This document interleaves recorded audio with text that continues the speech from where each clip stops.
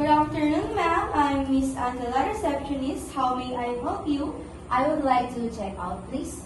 Can I have your name and room key, please?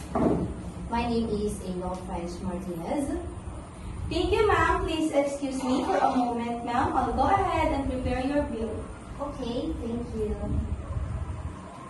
Thank you for waiting, ma'am. Your total comes 25,000 pesos for 5 days.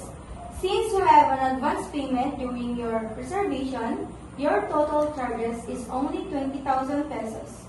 With your room, an additional 1,500 pesos for your services, with a total of 21,500 pesos. Please kindly correct me if there are any correction, ma'am. Okay, thank you. May I have your bill now, ma'am? Here. How would you like to pay, ma'am? I pay it cash. I received 21,500 pesos. For a while, I'll just prepare your receipt, ma'am. Okay, thanks.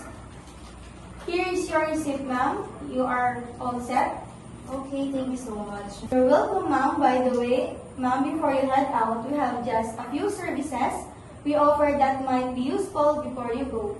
A souvenir shop. We have a small shop here at the lobby where you can grab some local souvenirs like crafts, snacks, or local delicacies to take home with you.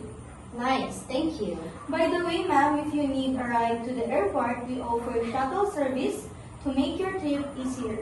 No, thanks. How about the photo service, ma'am? If you like to capture the memories, we can also arrange a professional photo session around the hotel or scenic spot nearby. No, thanks. Okay, ma'am. Thank you for choosing INC Hotel, ma'am.